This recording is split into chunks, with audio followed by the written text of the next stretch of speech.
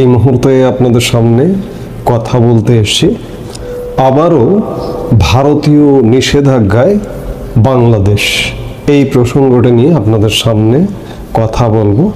ঠিক দুদিন আগে ভারতের পররাষ্ট্র মন্ত্রণালয়ের মুখপাত্র রণধীর জয়সওয়াল একটি সাংবাদিক সম্মেলন করেছিলেন, বা পররাষ্ট্র মন্ত্রণালয়ের নিয়মিত বৈঠকের অংশ হিসেবে গত বৃহস্পতিবার তিনি সাংবাদিকদের সাথে কথা বলেছিলেন। সেই কথা বলবার পরে মনে হয়েছিল যে বাংলাদেশের সঙ্গে বর্তমান বাংলাদেশ, অর্থাৎ এই যে অন্তর্বর্তীকালীন সরকারটি শাসিত বাংলাদেশ, এই শাসিত বাংলাদেশের সাথে কূটনৈতিক সম্পর্ক উন্নয়ন করতে যাচ্ছেন। মনে করা হচ্ছিল যে ক্ষমতার পালাবদলের 1 বছর পর বাংলাদেশ ভারত কূটনীতিতে নতুন গতি সঞ্চার হচ্ছে। এতদিন ভারতের নীরবতার পর এবার দ্বিপাক্ষিক ইস্যুতে আলোচনার আগ্রহ দেখিয়েছে দিল্লি। বাংলাদেশের সংবাদ মাধ্যমে এমন সংবাদও প্রকাশ করা হয়েছে। তবে আলোচনার জন্য উপযুক্ত পরিবেশ নিশ্চিত করারও শর্ত জুড়ে দিয়েছেন এই রণধীর জয়সওয়াল। গত বৃহস্পতিবার নয়াদিল্লিতে ভারতের পররাষ্ট্র মন্ত্রণালয়ের মুখপাত্র রণধীর জয়সওয়াল এক সংবাদ সম্মেলনে বলেন, বাংলাদেশের সঙ্গে আমাদের দীর্ঘদিনের সুপ্রতিষ্ঠিত কূটনৈতিক কাঠামো রয়েছে। আমরা আলোচনা ও সহযোগিতার মাধ্যমে সম্পর্ক এগিয়ে নিতে আগ্রহী, তবে এর জন্য উপযুক্ত পরিবেশ নিশ্চিত করতে হবে।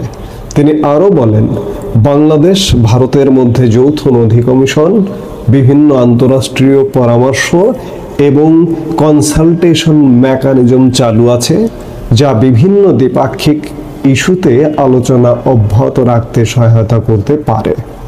গত বছরের 5 আগস্ট শেখ হাসিনা পতনের পর দুই দেশের মধ্যে দূরত্ব বাড়তে থাকে। বাংলাদেশের সংবাদ মাধ্যম বলছে যে ঢাকার পক্ষ থেকে কূটনৈতিক সম্পর্ক উন্নয়নের একাধিক উদ্যোগ নেওয়া হলেও ভারতের তরফে দীর্ঘ সময় পর্যন্ত ইতিবাচক সাড়া মেলেনি, বরং সংখ্যালঘু নিপীড়নের অভিযোগ তুলে ভারতের কিছু মহল থেকে উদ্বেগ প্রকাশ করা হয়। রণধীর জয়সওয়ালের এমন মন্তব্যের পরে দুই দেশের সম্পর্ক বিশ্লেষকরা মনে করছেন যে ভারতের এই কূটনৈতিক কথাবার্তায়, আচরণে আসন্ন গঙ্গার পানি বন্টন চুক্তি, নিরাপত্তা সহযোগিতা এবং আঞ্চলিক ভূ রাজনীতির উত্তেজনার প্রেক্ষাপটে অনেকটা তাৎপর্য ভূমিকা রাখা সম্ভব আগামী দিনগুলোতে। তারা বলছেন সময়োপযোগী আলোচনার মাধ্যমে দীর্ঘদিনের অমীমাংসিত ইস্যুগুলো সমাধানের সুযোগ তৈরি হতে পারে। অনেকে বৃহস্পতিবারের সংবাদ ব্রিফিংকে ইতিবাচক হিসেবে দেখছেন, কিন্তু গতকাল শুক্রবার আরেকটি নতুন ঘটনা ঘটে গেছে। গতকাল ভারত বাংলাদেশের উপর আরেকটি নিষেধাজ্ঞা দিয়েছে।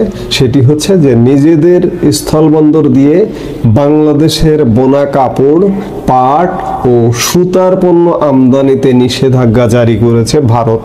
শুক্রবার ভারতের বৈদেশিক বাণিজ্য অধিদপ্তরের মহাপরিচালক এক বিবৃতিতে এ তথ্য জানিয়েছেন এবং শুক্রবার 27 জুন ভারত এ বিষয়ে অফিস আদেশও জারি করেছে। এই যে দেখছি আমরা সেই অফিস আদেশটি, এতে বলা হয়েছে ভারত বাংলাদেশ স্থলবন্দর দিয়ে বাংলাদেশ থেকে কোনো পণ্য আমদানি করা হবে না।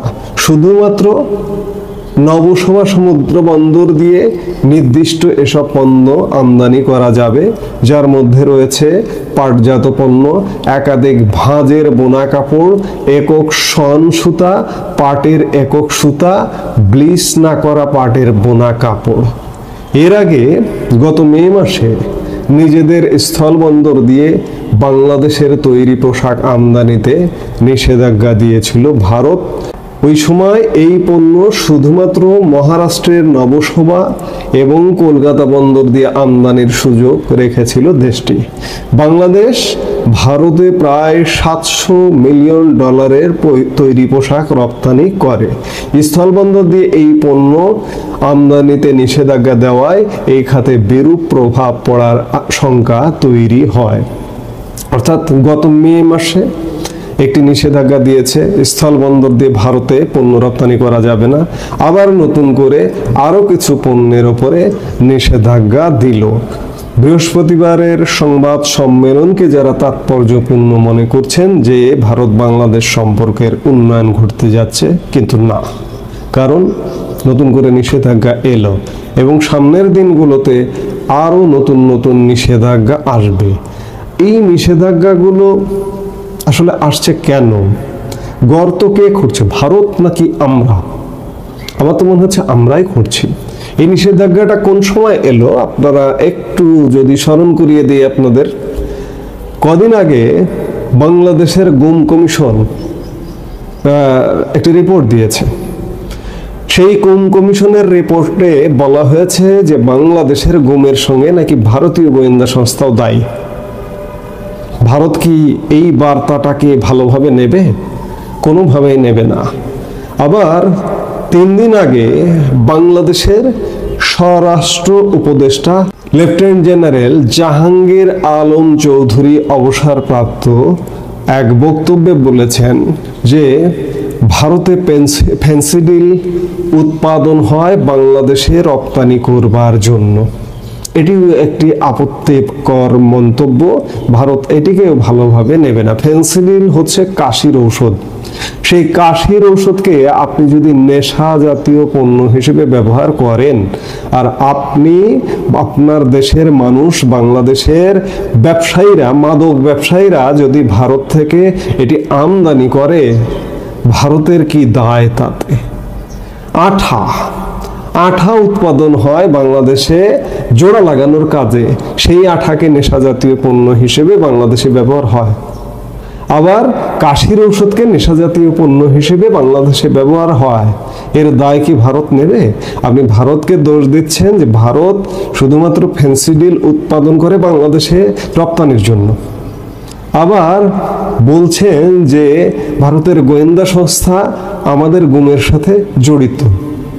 এই সম্পর্কগুলো খারাপ আমরাই করছি, যার দরুন ভারতের সাথে আমাদের একের পর এক সম্পর্ক খারাপ হচ্ছে, একের পর এক নিষেধাজ্ঞা আসছে।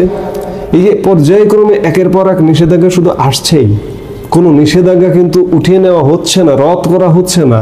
সামনের দিনগুলোতে এভাবে যদি আরো নিষেধাজ্ঞা আসে সবচেয়ে নিকট প্রতিবেশী দেশটির সাথে, তাহলে আমাদের কি কি ক্ষতি হতে পারে সেটি আমি একাধিক ভিডিওতে আলাপ করেছি। ভয়ানক ক্ষতির মুখে পড়ব। ভারত যদি আমাদেরকে তাদের পণ্য রপ্তানি বন্ধ করে দেয়, তাদের খাদ্যপণ্য, তাদের জ্বালানি পণ্য, বিদ্যুৎ থেকে শুরু করে ডিজেল থেকে শুরু করে বিভিন্ন পণ্য যদি রপ্তানি করে বন্ধ করে দেয়, তাহলে কি হতে পারে? একটু ক্যালকুলেশন করে চিন্তা করবেন যারা ভারত বিরোধিতা করেন। ইতিমধ্যে আমাদের দেশ থেকে তাদের দেশে আমাদের রপ্তানি এক প্রকার বন্ধ হয়ে গেছে।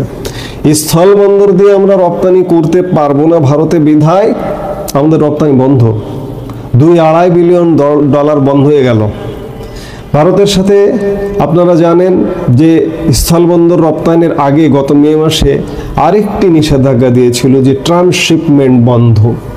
ট্রান্সশিপমেন্ট আমাদের উৎপাদিত পণ্য, বিশেষ করে গার্মেন্টস পণ্য ভারতের বন্দর ব্যবহার করে, বিমানবন্দর ব্যবহার করে আমরা ইউরোপ, আমেরিকার বিভিন্ন দেশে পণ্য রপ্তানি করতাম। এতে করে আমাদের খরচ সাশ্রয় হতো। বাংলাদেশ থেকে রপ্তানি করলে সেই খরচটা অনেক বেশি। আমি এর আগেও বলেছি, আবারও বলছি যে প্রতি কেজি রপ্তানিতে বাংলাদেশের বিমানবন্দর দিয়ে রপ্তানি করলে 6 টাকা লাগে, ভারতের বিমানবন্দর দিয়ে রপ্তানি করলে 4 টাকা লাগে। এই সুবিধাটা ট্রান্সশিপমেন্ট সুবিধার কারণে আমরা পেতাম, সেটি ভারত বন্ধ করে দিয়েছে। এই বন্ধ করবার ফলে আমাদের ক্ষতি হয়েছে। বাণিজ্য উপদেষ্টাই বলেছেন যে 2000 কোটি টাকার মতো ক্ষতি হয়েছে। এটি বাৎসরিক হিসাব যদি বলেন 2-2.5 বিলিয়ন। অর্থাৎ ভারতে আমাদের দেশের পণ্য রপ্তানি এবং ট্রান্সশিপমেন্ট বাতিলেই প্রায় 4-4.5 বিলিয়ন ডলারের আমাদের ক্ষতি হয়ে গেল। আমরা ভারতের সাথে ভারতের বিরোধিতা করব, সামনের দিনগুলোতে এভাবেই যদি বিরোধিতা করতে থাকি আরও নানা রকম ক্ষতির সম্মুখীন আমরা হব। এখন সিদ্ধান্ত নিতে হবে যে আমরা কি করব, আমরা ভারত বিরোধিতা জিয়ে রাখবো নাকি ভারতের সাথে সম্পর্ক উন্নয়নে মনোনিবেশ করব। ভারতের জনগণও বাংলাদেশকে কোনোভাবেই এখন গ্রহণ করতে চায় না, এটি ভারতের সরকারের উপরে প্রভাব পড়বে। আগামী দিনে ভারত বাংলাদেশ সম্পর্ক আরও কঠিন থেকে কঠিনতর হবে এবং এইভাবেই ধারাবাহিকভাবে ভারত থেকে বাংলাদেশের উপর আরও নানা ধরনের নিষেধাজ্ঞা আসবে, যে এটি গতকালকের নিষেধাজ্ঞার ঘটনায় সুস্পষ্ট।